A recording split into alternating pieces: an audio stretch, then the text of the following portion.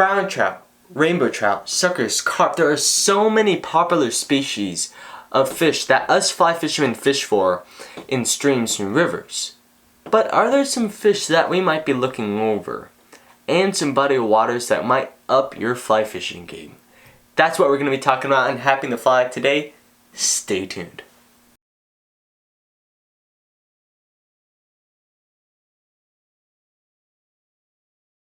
Welcome back to Happy in the Fly. I'm your host Carson, and today I do want to say I do apologize for the delay of not making any recent videos because I just got back from California for vacation and visited my relatives and did some fishing.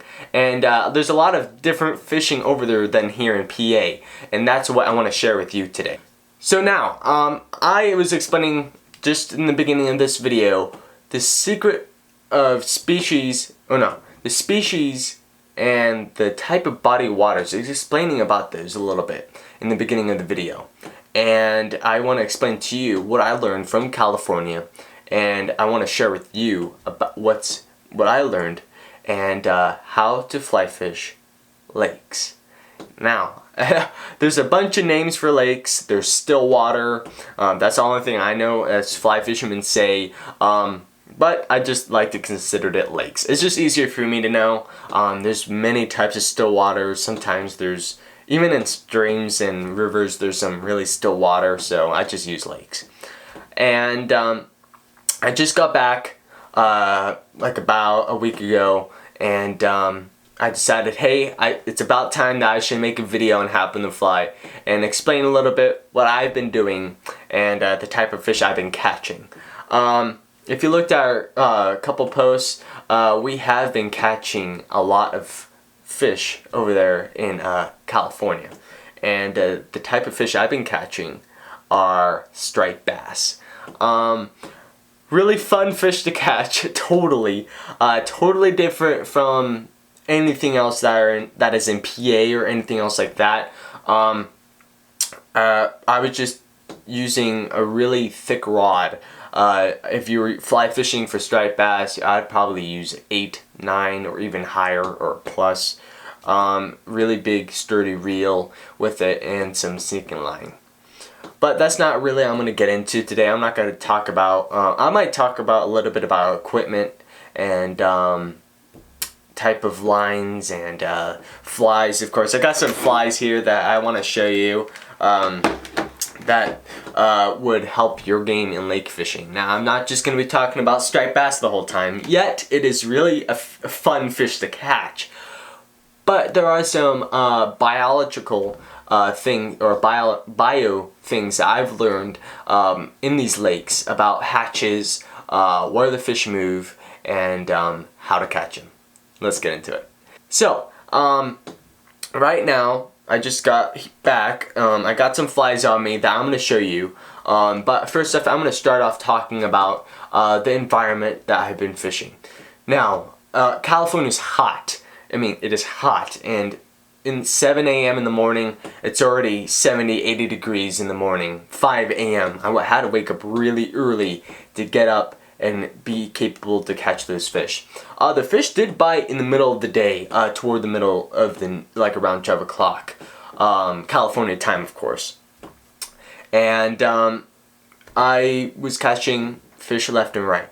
And there was a secret to my system that I had to learn over years. There's this lake near my relatives, and I've been fishing that lake for years and years, and I had a really tough time trying to figure out where those fish are and how to specifically get a species of fish. Now, there's a bunch of things I'll be talking about. Be sure to write notes because these are really important tips if you are willing to get started in lake fishing. Now, there are some really nice gentlemen and women that we've met over there that gave us really helpful tips. And be sure, if you're at a lake or something like that and you're new to the lake, don't be scared to ask anybody of where to fish or anything else like that, because everybody's point or spot that you should fish really matters. And that's what helped us over there at the lake near in California. Now, there's a lot of things I've learned about a couple points I'll say right now. Be sure to write this down. Currents, time of day, temperatures, hatches. There's a couple other ones that are, they're meaningful. I'll talk about them a little bit. But those are the 4 points that I want to talk about. So, current. So, current is not an easy thing to explain, but in this video I'm going to try my hardest to make it as easy as possible to understand. Lakes have currents, and you might hear about currents in streams and rivers, but there are also certain type of currents in lakes or dams that you should keep in or write down, but that might want to keep in mind. And also what I've learned is that actually certain type of currents hold certain type of fish, and depth. Depth is another point that I wanted to make, but let's focus on currents right now. Currents are created by the formation of walls or steep cliffs or type of geological areas that are rocks or greeny areas or weedy areas that might help you catch specifically a certain type of fish. Now, in my instance, I had to find striped bass. So I was like, okay, so where will I find striped bass? And it all led to this one current that people have been explaining to us. And a gentleman was kind enough to explain to us how that current is created, and now I'm going to explain that to you. So we were over there in California, and we did go on a boat, and we did go sailing to that spot, or well, not driving to that spot, but going to that spot. And we went over there, and there is a type of he said a cliff, and that helps or makes the current go in a circle, or like a pool in instance if you're in a stream. And there's a bunch of bubbles, air bubbles and everything. There's a bunch of hatches and things like that. But in my instance, I wanted to catch striped bass. So that spot held shad and minnows and everything else like that. That circle trapped those minnows and those shad in there. And that's what we went after. And then the bigger fish, the predator fish, will come from the normal area or any place else and go to the certain currents, and that's where they feed. And that's how we got them. So I was just fishing. I have a fly right here, just imitating just a simple shad, really simple. So you got out there. I started casting a little bit, and I was having problems trying to locate this fish because I was like, where are those fish? There we go. I just got that flying back in the vise. And now I'm getting into depth. And depth is a very, very important aspect. Now, I got some reels here. I just want to show you as examples of, there are different type of lines. As you know, there are floating lines and sink tips, sink lines. There are intermediate. There's so many. But I want to keep it really basic. So what I have here, just only need 3. Really, you only need 3. 1, 2, 3. Okay. So now I had to think. Okay, so what depth am I supposed to be at? So this right now is some floating line. This is currently a sink tip. But I want to show you this. That this green line usually represents floating line. Well, also this represents floating line too.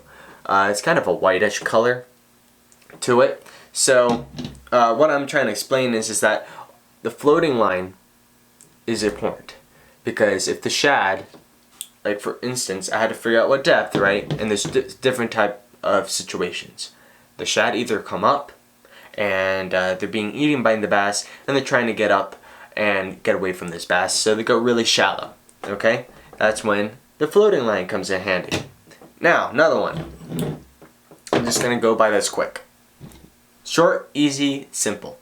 Intermediate, medium. You kind of submerged in the water. This is kind of like a clear line, as you can see. And intermediates.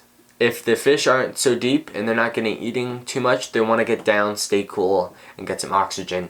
That's what you want to use. Then lastly, you got some sinking line right here. The fish are really down low, and you don't see any broils or anything on top of the water, or to see any predator fish. That was in my instance. I had to use some sinking line. I had to get deep. And while I was fly fishing, I just casted it out, and I got this really small striped bass, and it was my first striped bass, just to let you know. In history of Happy to Fly, that was my first striped bass, and I was excited. I was just like, oh my gosh, I figured it out, and had the right pattern, right line, right depth, right current. Total bonus.